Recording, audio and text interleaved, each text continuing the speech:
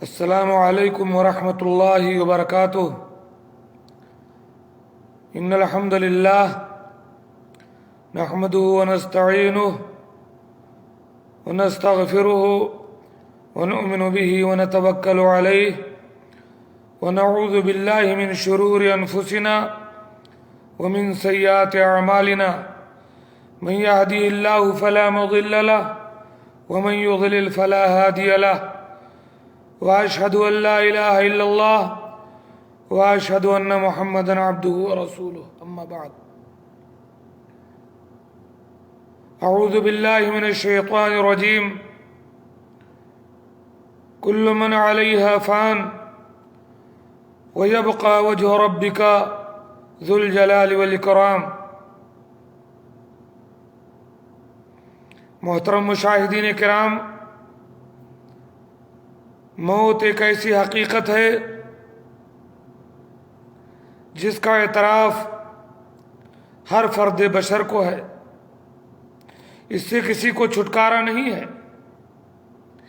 یہ وہ زندہ حقیقت ہے جس سے سب کو سامنا کرنا پڑے گا۔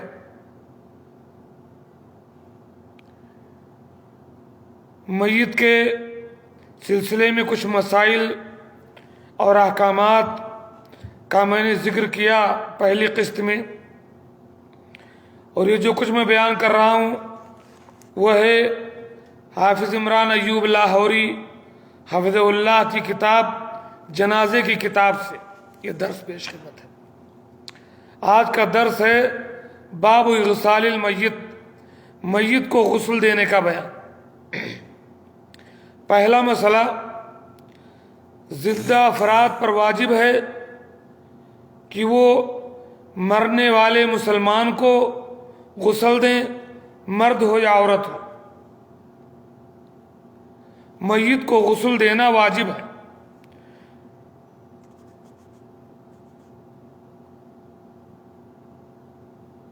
بخاری شریف کی حدیث ہے، حضرت عبداللہ ابن عباس رضی اللہ تعالیٰ عنہ کہتے ہیں کہ اللہ کے نبی صلی اللہ علیہ وسلم نے اس شخص کے متعلق فرمایا جو حالت احرام میں گر کر کے جاں بحق ہو گیا تھا، جس کی وفات ہو گئی تھی، فرمایا اغسلوہ بماء وسدر، اس میت کو پانی اور بیری کے پتوں سے غسل دو۔ دوسری حدیث جو بخاری ہی کی ہے، حضرت ام عطیہ سے مروی ہے کہ نبی کریم صلی اللہ علیہ وسلم کی بیٹی کی وفات ہوئی تو آپ وہاں تشریف لائے اور فرمایا اغسلنہا ثلاثا او خمسا او اکثر من ذلک، اسے 3 یا 5 مرتبہ یا اس سے بھی زیادہ مرتبہ غسل دو۔ معلوم ہوا کہ میت کو غسل دینا فرض ہے اور یہ فرض کفایہ ہے۔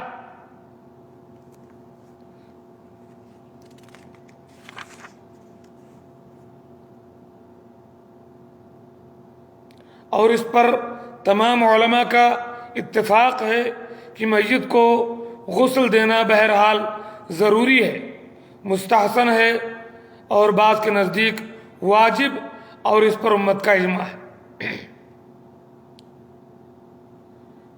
دوسرا مسئلہ، میت کو غسل کون دے؟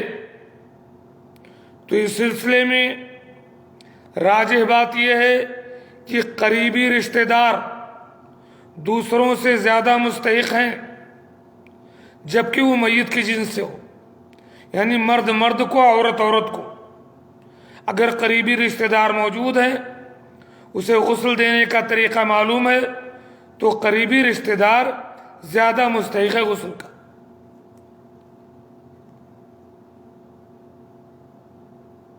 مسند احمد کی ایک حدیث ہے، اگرچہ اس حدیث میں ضعف ہے، حدیث یوں ہے کہ میت کو غسل دینے کا سب سے زیادہ مستحق اس کا سب سے قریبی ہے، بشرطے کہ اسے صحیح طریقہ کار کا علم ہو۔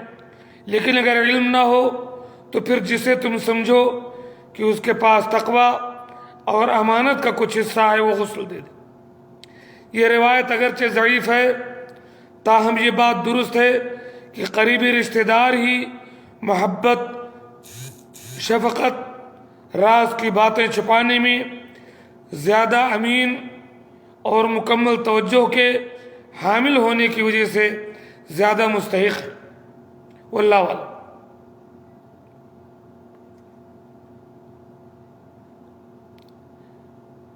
تیسرا مسئلہ، وفات کے بعد اگر بیوی زندہ ہے تو اپنے مردہ شوہر کو غسل دے سکتی ہے، شوہر زندہ ہے اپنی مردہ بیوی کو غسل دے سکتا ہے۔ یہ جمہور کا اس بات پر اتفاق ہے سوائے ابو حنیفہ کے۔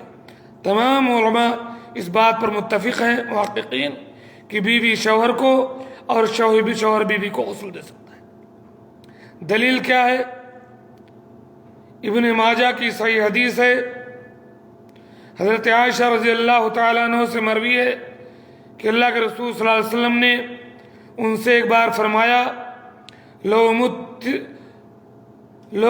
مت قبلی لغسلتکی، اگر تم مجھ سے پہلے وفات پا گئی ہے عائشہ تو میں تمہیں غسل دوں گا۔ اور صحیح ابن ماجہ ہی کی ایک دوسری حدیث جو حضرت عائشہ سے مروی ہے وہ بیان کرتی ہیں کہ لو استقبلت من امری ما استدبرت ما غسل رسول اللہ صلی اللہ علیہ وسلم الا نساء، اگر مجھے پہلے اپنے اس معاملے کا علم ہو جاتا جس کا علم مجھے تاخیر سے ہوا ہے تو رسول اللہ صلی اللہ علیہ وسلم کو صرف آپ کی بیویاں ہی غسل دیتی۔ تو یہ حدیث انہیں بعد میں معلوم ہوئی یا ان کے ذہن سے بات اتر گئی تھی۔ بہرحال حضرت اسماء بنت عمیس بیان کرتی ہیں، یہ دارقطنی کی حدیث ہے، شیخ محمد صبیحی حلاق نے اسے حسن کہا کہ حضرت فاطمہ رضی اللہ تعالی عنہا نے حضرت علی کو وصیت کیا تھا کہ ان کے مرنے کے بعد انہیں غسل دیں۔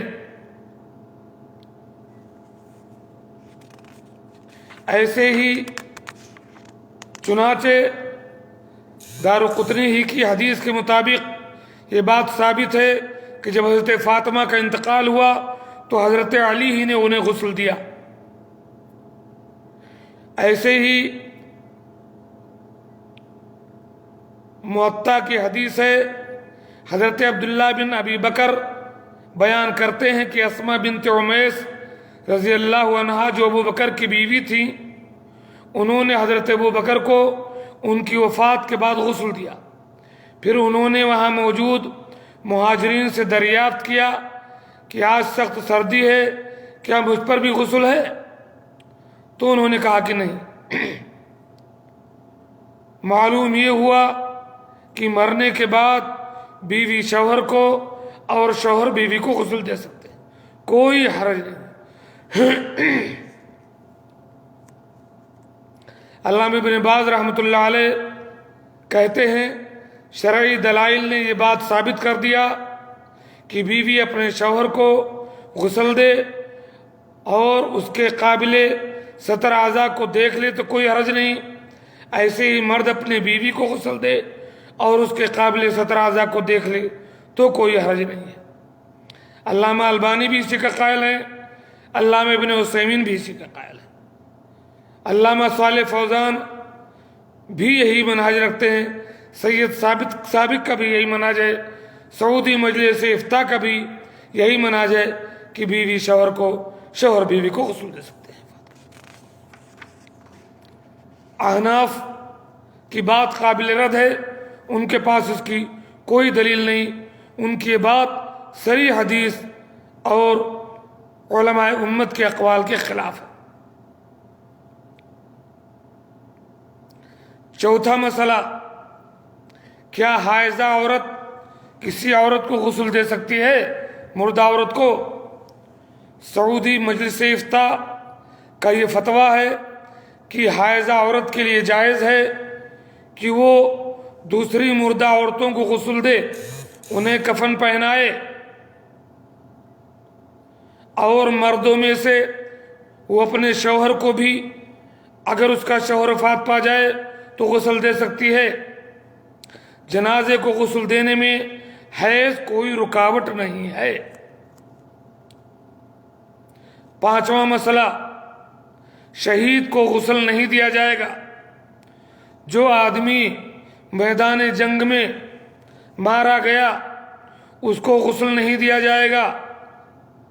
حضرت جابر سے مروی ہے کہ رسول اللہ صلی اللہ علیہ وسلم احد کے 2 شہید مردوں کو ایک ہی کپڑے میں کفن دیتے اور پوچھتے ان میں قرآن کس نے زیادہ یاد کیا، پھر اس کو آگے بڑھا دیتے۔ اور اسی حدیث میں ہے وَأَمَرَ بِدَفْنِهِمْ فِي دِمَائِهِمْ وَلَمْ يُصَلِّ عَلَيْهِمْ وَلَمْ يُغَسِّلْهُمْ۔ اللہ کے رسول صلی اللہ علیہ وسلم نے ان شہدائے احد کو خون سمیت دفن کیا، نہ ان کی جنازہ کی نماز پڑھی، نہ ہی ان کو غسل دیا۔ یہ حدیث صحیح بخاری کی ہے، دیکھنے والے شیئر کر دیں۔ ایسے ہی صحیح ابو داؤد کی ایک حدیث ہے، حضرت جابر سے مروی ہے کہ ایک آدمی کو حلق میں تیر لگا، وہ مر گیا، اسے اس کے کپڑوں سمیت جن میں وہ تھا دفن کر دیا گیا، یعنی نہ اسے غسل نہیں دیا گیا۔ اور یہ واقعہ جب پیش آیا تو ہم اللہ کے رسول صلی اللہ علیہ وسلم کے ساتھ تھے۔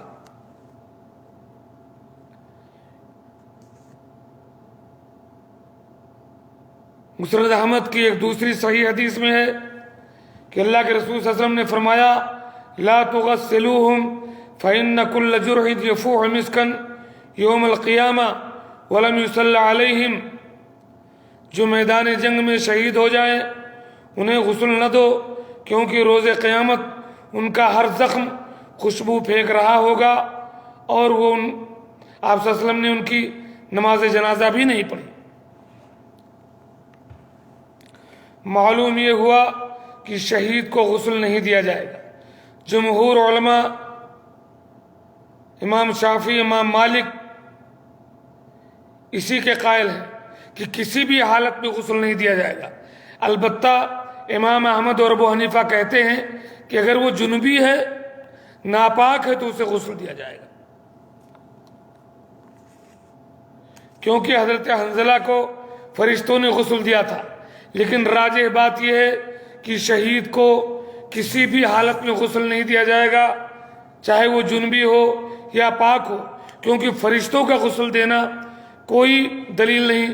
اگر غسل دینا واجب ہوتا تو مسلمانوں کو حکم ہوتا کہ انہیں غسل دیں۔ علامہ شوکانی، علامہ البانی اسی کے قائل ہیں کہ کسی حالت میں شہید کو غسل نہیں دیا جائے گا۔ چھٹا مسئلہ، ایک تو ہے میدان جنگ میں جو شہید ہو گیا، ایک ہے حکمی شہید۔ اگر ایسی موت ہو جائے تو شہید کا حکم ہے، اس بیماری میں مر جائے تو شہید کا حکم ہے۔ تو جو باقاعدہ شہید نہیں ہیں، شہید کے حکم میں ہیں، ان کو غسل بھی دیا جائے گا، ان کو کفن بھی پہنایا جائے گا، ان کے جنازے کی نماز بھی پڑھی جائے گی۔ حکمی شہید جو ہے، اصلاً شہید نہیں ہے۔ یہی مسلک امام نووی کا ہے، ابن حزم کا ہے، ابن قدامہ کا ہے، ابن عثیمین نے یہی بات کہی، اور تمام علماء کا یہی منہج ہے کہ جو حکماً شہید ہیں ان تمام کو عام مردوں کی طرح غسل کفن دیا جائے گا اور جنازے کی نماز پڑھی جائے گی۔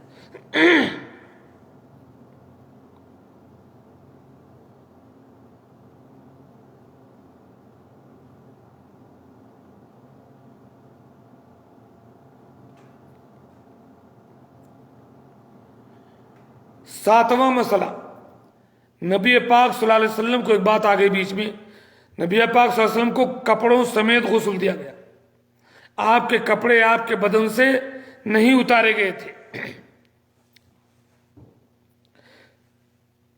یہ حدیث صحیح ابو داؤد کی ہے، حضرت عائشہ رضی اللہ تعالیٰ عنہ بیان کرتی ہیں کہ جب لوگوں نے نبی کریم صلی اللہ علیہ وسلم کو غسل دینے کا ارادہ کیا تو انہوں نے کہا کہ اللہ کی قسم ہمیں نہیں معلوم کہ ہم اپنے عام مردوں کی طرح اللہ کے رسول صلی اللہ علیہ وسلم کے کپڑے اتاریں یا نہ اتاریں، یا کپڑوں سمیت غسل دے دیں۔ جب لوگوں میں یہ اختلاف ہوا تو اللہ تعالیٰ نے ان پر نیند مسلط کر دی، حتیٰ کہ ان میں سے ہر ایک کی ٹھوڑی اس کے سینے میں لگ گئی، سب اونگنے لگے۔ اسی اونگنے کے دوران گھر کے ایک کونے سے کسی بات کرنے والے نے بات کی، اللہ کی طرف سے الہام ہوا۔ وہ بات کرنے والے کو لوگ نہیں جانتے کون ہے۔ اس نے کہا کہ نبی کریم صلی اللہ علیہ وسلم کو کپڑوں سمیت غسل دو۔ لہذا وہ لوگ اللہ کے نبی کی طرف بڑھے اور آپ کو آپ کی قمیض سمیت غسل دیا، آپ کے کپڑے کو نہیں اتارا۔ آٹھواں مسئلہ، غسل کے لیے پردے کا باقاعدہ اہتمام ہونا چاہیے۔ مرد ہو یا عورت، جس کو بھی غسل دیا جائے پردے کے ساتھ غسل دیا جائے۔ صحیح مسلم کی حدیث ہے، حضرت ابو سعید خدری بیان کرتے ہیں کہ اللہ کے رسول صلی اللہ علیہ وسلم نے فرمایا، لا ينظر الرجل الى عورت الرجل ولا المرأة الى عورت المرأة۔ کوئی مرد کسی مرد کی شرمگاہ کی طرف، نہ ہی کوئی عورت کسی عورت کی شرمگاہ کو دیکھے۔ علاوہ ازیں حضرت علی سے مروی ہے جس میں یہ بات ہے کہ اپنی ران کو ظاہر مت کرو، کسی کی ران مت دیکھو، خواہ وہ زندہ ہو یا مردہ۔ البتہ یہ روایت ضعیف ہے، لیکن بہرحال مردے کو پردے کے ساتھ غسل دیا جائے گا۔ نواں مسئلہ، غسل سے پہلے میت کے پیٹ پر اچھی طریقے سے ہاتھ پھیرا جائے گا تاکہ اگر کوئی گندگی یا کوئی مادہ ہو تو باہر نکل جائے، صاف ہو جائے۔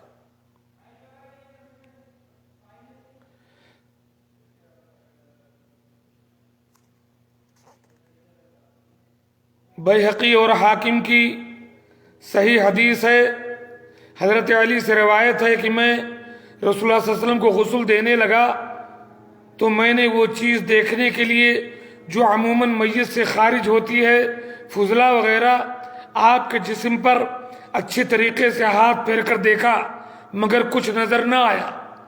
جیسے آپ زندگی میں پاک تھے ویسے ہی وفات کے بعد بھی پاک تھے۔ اللہم صلی علی محمد وبارک وسلم۔ 10واں مسئلہ، اعضائے وضو اور داہنے اعضاء کو پہلے دھویا جائے۔ میت کو جب غسل دینا ہو تو وضو کے اعضاء سے شروع کیا جائے اور دہنے سے شروع کیا جائے۔ بخاری شریف کی حدیث ہے، حضرت ام عطیہ سے مروی ہے کہ نبی کریم صلی اللہ علیہ وسلم نے اپنی بیٹی کے غسل کے وقت فرمایا، ابدأنا بمیامنہا ومواضع الوضوء منہا، دائیں جانب سے اور اعضائے وضو سے غسل دینا شروع کرو۔ امام نووی کہتے ہیں کہ میت کو غسل دیتے وقت داہنے اعضاء کو مقدم کرنا اور اسے پہلے وضو کرانا مستحب ہے۔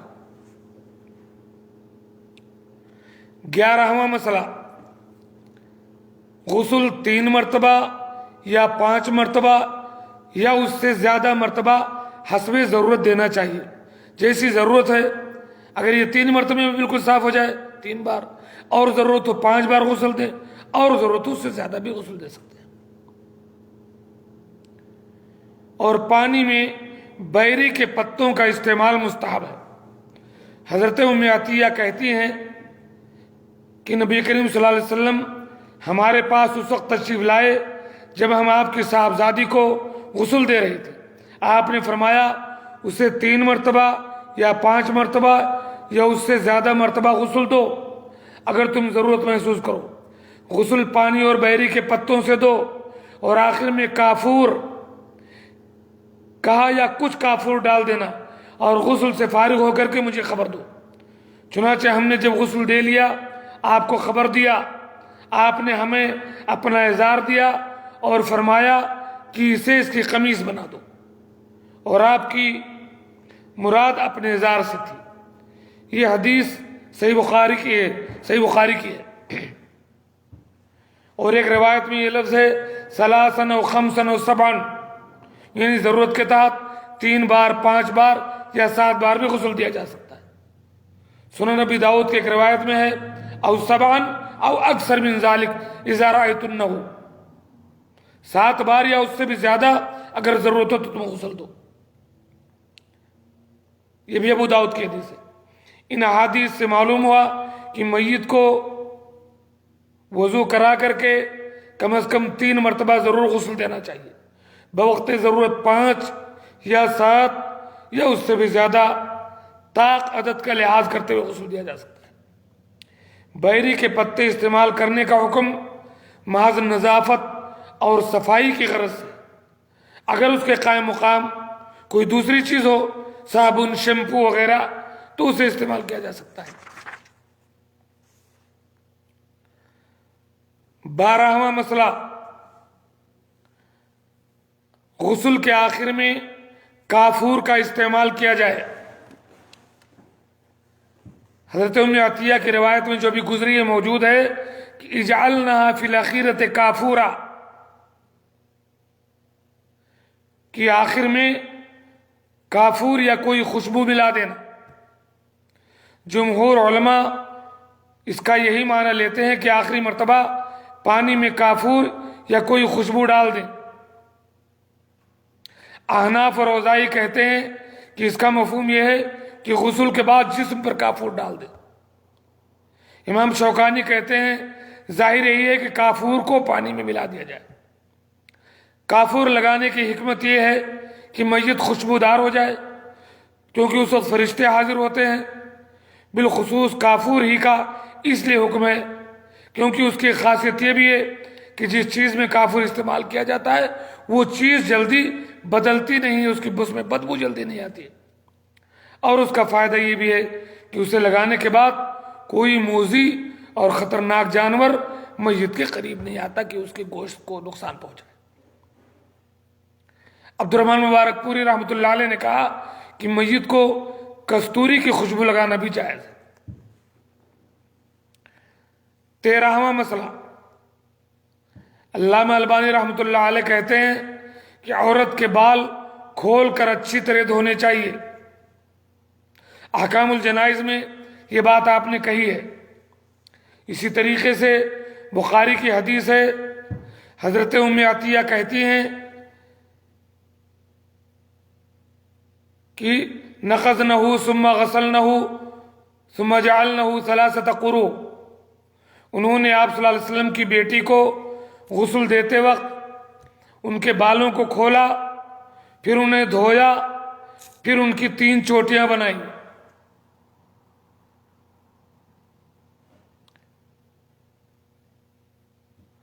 مسئلہ نمبر 14،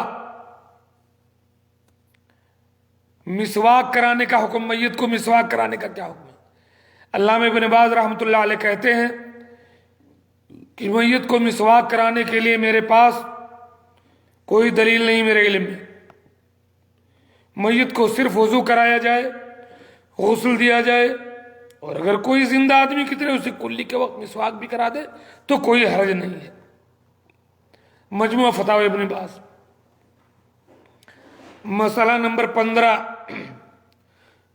میت کو غسل دیتے وقت جلد بازی، سختی نہیں بلکہ نرمی اور شفقت اور محبت کا پہلو ہونا چاہیے۔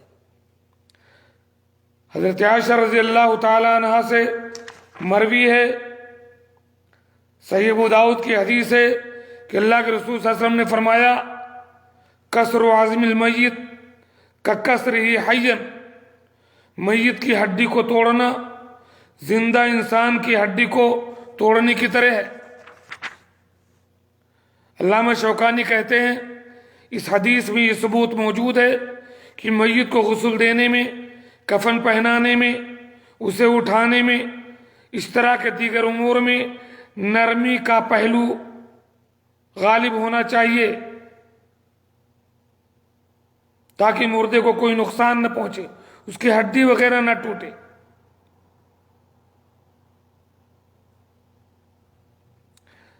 مسئلہ نمبر 16، غسل کے دوران اگر کوئی آدمی میت کو غسل دیتا ہے اور میت کے بدن پر کوئی قابل اعتراض چیز، کوئی بری چیز دیکھے تو اس کو چھپا لے، لوگوں سے بیان نہ کرے۔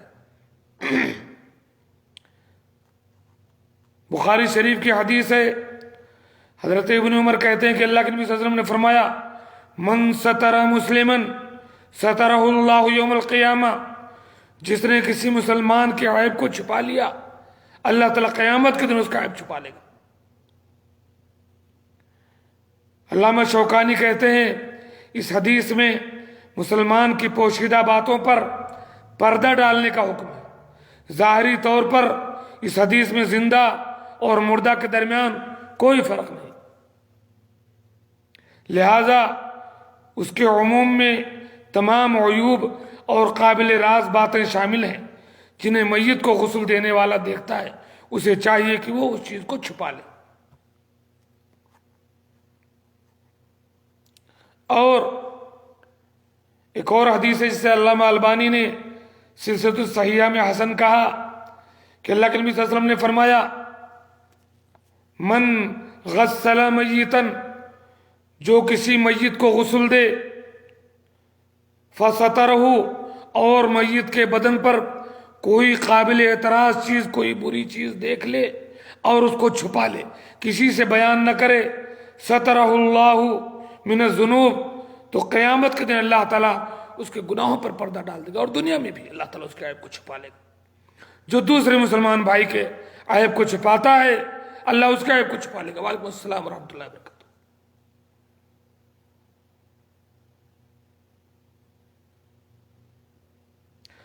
مسئلہ نمبر 17، میت کو جو شخص غسل دے اس کے لیے مستحب ہے کہ غسل کے بعد وہ پھر خود غسل کر لے۔ میت کو غسل دینے والا خود غسل کر لے، یہ مستحب ہے۔ ترمذی کی صحیح حدیث ہے، حضرت ابو ہریرہ کہتے ہیں کہ اللہ کے نبی صلی اللہ علیہ وسلم نے فرمایا، من غسل میتا فلیغتسل ومن حملہ فلیتوضا، جو میت کو غسل دے اسے غسل کرنا چاہیے، جو اٹھائے اسے وضو کرنا چاہیے۔ یہ واجب نہیں ہے، مستحب ہے۔ کیوں مستحب ہے؟ دوسری حدیث بتاتی ہے۔ دوسری حدیث جو بیہقی دارقطنی کی ہے، حضرت ابن عباس کہتے ہیں کہ اللہ کے نبی صلی اللہ علیہ وسلم نے فرمایا، لیس علیکم فی غسل میتکم غسل اذا غسلتموہ ان میتکم یموت طاہرا فحسبکم ان تغسلوا ایدیکم، جب تم اپنے میت کو غسل دے چکو تو تم پر غسل ضروری نہیں ہے، کیونکہ تمہاری میت پاکیزگی کی حالت میں فوت ہوئی، ہاں کھلا ہوا ہے، لہذا تمہیں اتنا ہی کافی ہے کہ تم اپنے ہاتھ دھو لو، دروازہ کھلا ہے۔ حضرت ابن عمر سے مروی ہے، یہ حدیث دارقطنی کی اور صحیح ہے، وہ کہتے ہیں کہ کننا نغسل المیت فمنا من یغتسل ومنا من لا یغتسل، ہم میت کو غسل دیتے تھے تو ہم میں سے کوئی غسل کرتا تھا، کوئی نہیں کرتا تھا۔ کر لینا مستحب ہے، نہیں کیا تو کوئی حرج نہیں۔ میت کو غسل دینے والے پر نہ غسل واجب ہے نہ وضو، کچھ نہیں۔ مسئلہ نمبر 18، غسل دیتے وقت کوئی آدمی ایسا ہے جس کو دانت لگوانے کی ضرورت تھی، بالدار تھا، پیسے والا تھا، اس نے سونے کے چاندی کے دانت لگوائے ہوئے ہیں، یا ناک ہے یا کوئی بھی چیز سونے اور چاندی کا اس کے بدن میں جڑا ہوا ہے،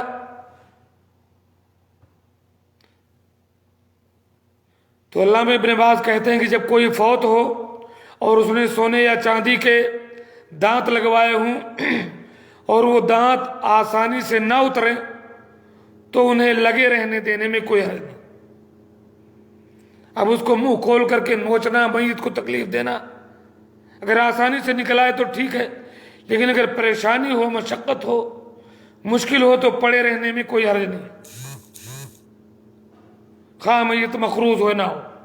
لیکن اگر آسانی سے وہ دانت یا وہ چیز، وہ سونا اور چاندی میت کے بدن سے نکل سکتا ہے تو اتارنا واجب ہے، کیونکہ استطاعت ہو تو کسی بھی مال کو ضائع نہیں کرنا چاہیے۔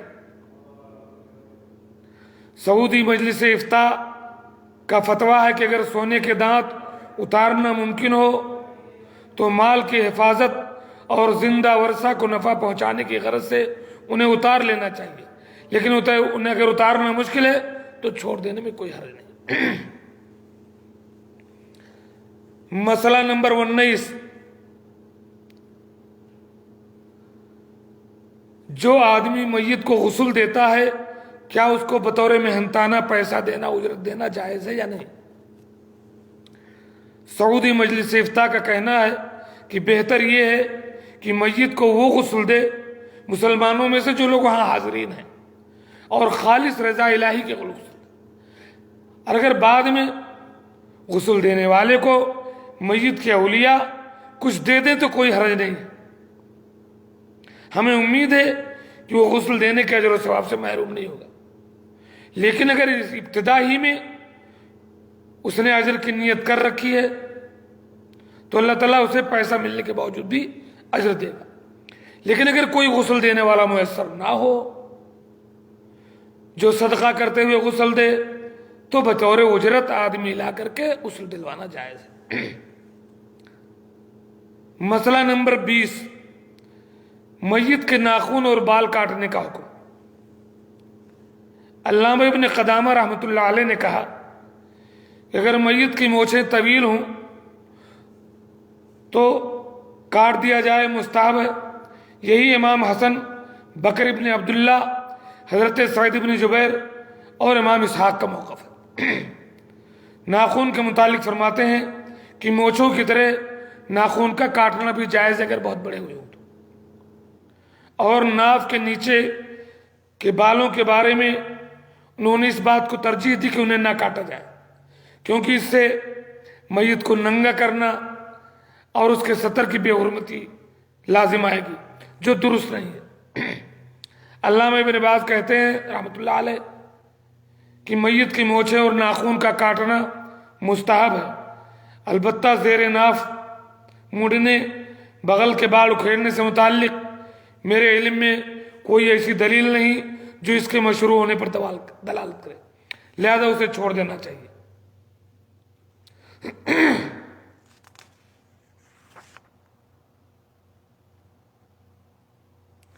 جبکہ علامہ ابن جبرین کہتے ہیں کہ بغل کے بالوں کو بھی کاٹنے میں کوئی حرج نہیں ہے، لیکن زیر ناف یعنی شرمگاہ کے ارد گرد کے بال کاٹنا جائز نہیں ہے۔ مسئلہ نمبر 21 اور آخری بات، کفار کے جو نابالغ بچے ہیں، کافروں کے جو نابالغ بچے ہیں مر جائے تو ان کا کیا حکم ہے؟ حضرت ابو ہریرہ سے مروی ہے، بخاری کی حدیث ہے، سئل النبی صلی اللہ علیہ وسلم عن ضرار المشرکین فقال اللہ اعلم بما كانوا عاملین۔ اللہ کے نبی صلی اللہ علیہ وسلم سے مشرکین کے نابالغ بچوں کے بارے میں سوال کیا گیا، آپ نے فرمایا اللہ بہتر جانتا ہے جو وہ عمل کرنے والے تھے۔